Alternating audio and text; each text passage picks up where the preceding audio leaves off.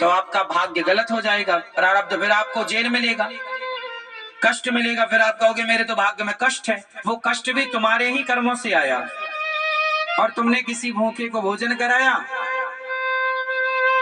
तो उसने भोजन किया, उसको तृप्ति मिली, कल को वो बहुत बड़ा आदमी बन गया, जिसको आपने 2 रोटी कभी खिलाई थी मुसीबत में, वो बड़ा आदमी बन गया, और उसने कभी आपको देखा, रे आपने हमारी मदद की, वो आपको भी अपने साथ रख के आपकी भी उन्नति कराता है, आपको भी, आपकी सीढ़ी बन गया वो आपकी क्या हो गया, सीढ़ी, जो आपको ऊपर ले जाने में आपका सहयोगी बन गया, मदद करने में सही।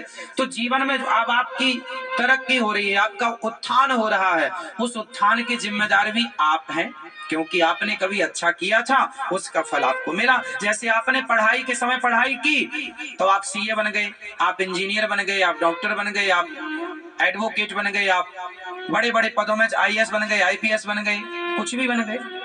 तो आपने समय का पढ़ाई की तो बन गए। अब कोई बोले मैं तो कलेक्टर नहीं बन पाया भैया, तो तुमने पढ़ाई नहीं की, तुमने वो मेहनत नहीं की जो करना चाहिए था, वो कहीं ना कहीं कमी रह गई। कोई बात नहीं, प्रयासरत रहो। तो हमारा वर्तमान का किया हुआ कर्म ही हमारा भविष्य का निर्माण करेगा, इसलिए मूल रूप से है कर्म।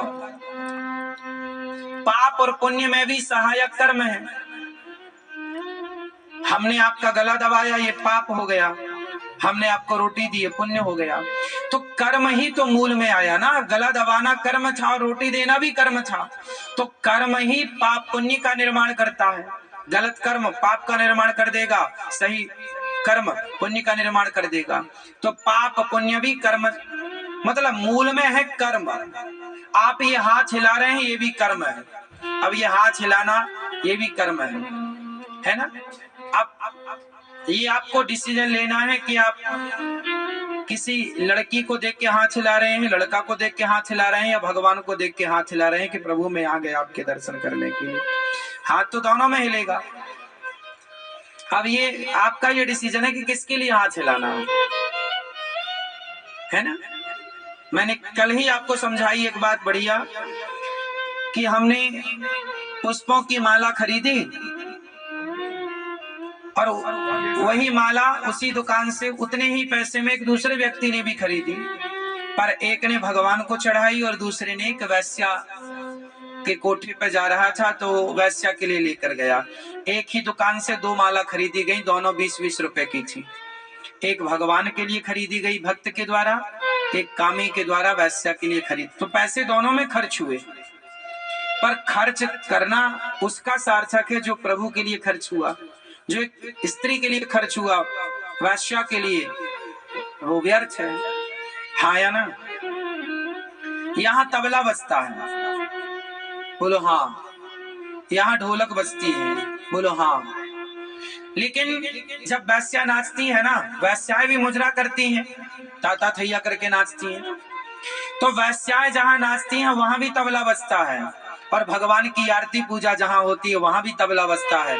दोनों ही तबले में बकरे का चमड़ा जड़ा हुआ है, दोनों ही तबले में बकरे का चमड़ा लगा हुआ है। दोनों चमड़ों से सुर निकल रहा है, पर एक का सुर वैश्या को नचा रहा है, दूसरे का सुर भगवान को प्रसन्न करने के लिए निकल रहा है। तो बस यही है कि तबला तो तबला है, पर वो बज कहाँ रहा है, मंदिर में या वैश्यालय में। बात समझ में आ रही है ना आपके।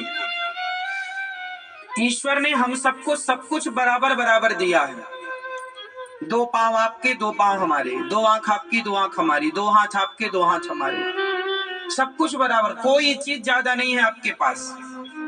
ईश्वर के घर से जब आए थे हम लोग तो सब बराबर बराबर लेकर आए थे। ईश्वर का बंटवारा बिल्कुल परफेक्ट है। माना कि कोई अंधा कोई लंगड़ा है, वो ठीक है कि उसका प्रारब्ध है, पर लगभग हम सब लोग 99% सबको ईश्वर ने बंटवारा बराबर किया है। क्यों मेरी माँ, तुम्हारी भी आंखें 2 हैं, पड़ोसन की आंखें भी 2 हैं, तुम्हारे भी